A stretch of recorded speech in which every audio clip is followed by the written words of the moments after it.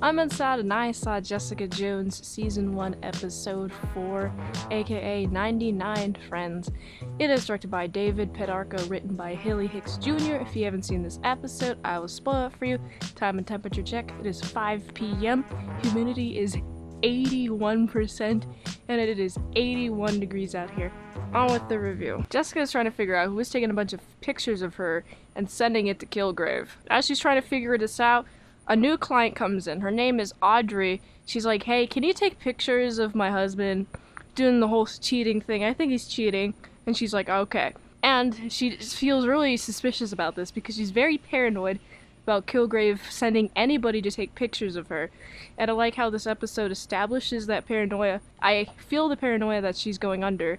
I understand why she's paranoid. The paranoia doesn't just come out of the blue. So she follows Audrey, the new client, to the hotel room, and it turns out that it's a setup. That Audrey was going to shoot Jessica there, and her husband is there. The husband's not cheating whatsoever. And Jessica's like, wait, you think you're the only one with pain? You think that I killed your parents? No, it wasn't you. It was the Avengers.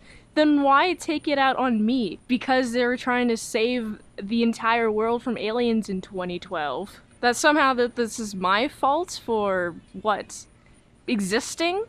I didn't kill your parents.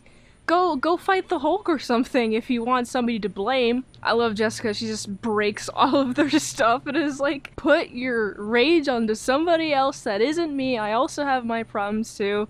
My parents died in a car accident, but you don't go around seeing me kill every shitty driver that is out there. That's like her quote and everything. She doesn't swear that often, I've noticed.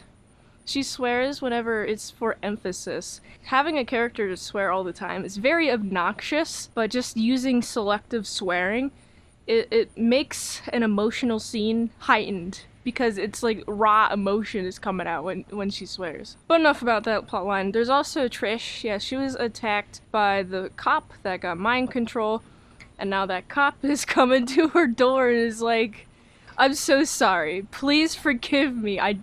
I've never meant to injure you. I really don't want to injure an innocent woman.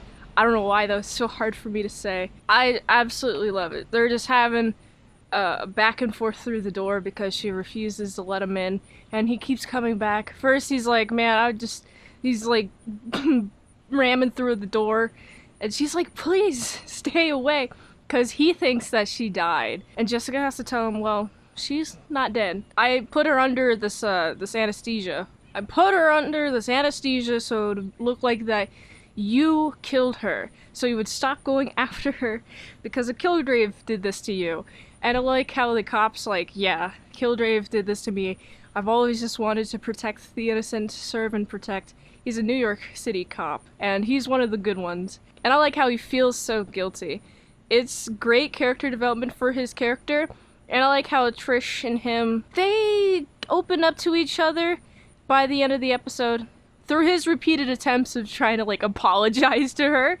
Also, we got a bunch of people, since Trish does like a radio show and she did the Kilgrave bit from last episode, a bunch of people come in to be like, yeah, I got controlled by Kilgrave, and some of them are false, and some of them they're just not taking accountability, but some of them are actually controlled by Kilgrave. The lawyer needs this in order to make a case against Kilgrave. But here's the question though. How would Kilgrave stay in prison? He would just talk to the guard and have the guard unlock the jail, and boom, he's out. So it's kind of hard to imprison a guy like that. You kind of just have to like get rid of them forever if you're gonna do anything about this type of person.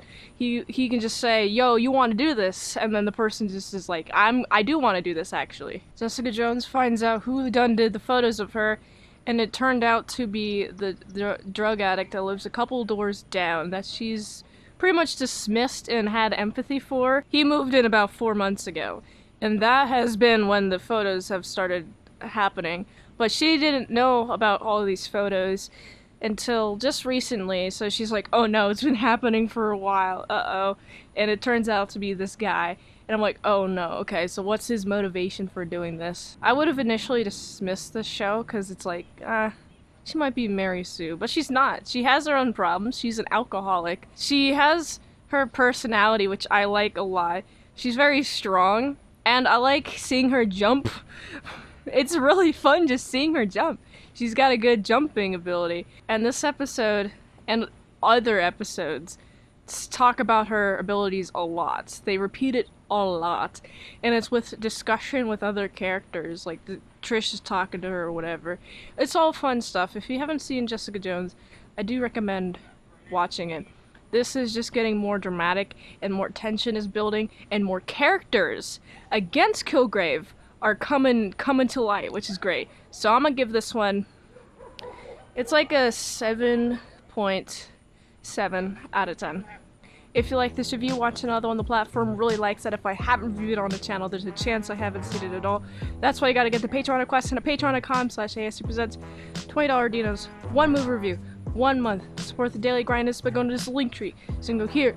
And until next time, I'm Mint Salad. I'll see you later, my sour croutons and bacon bits.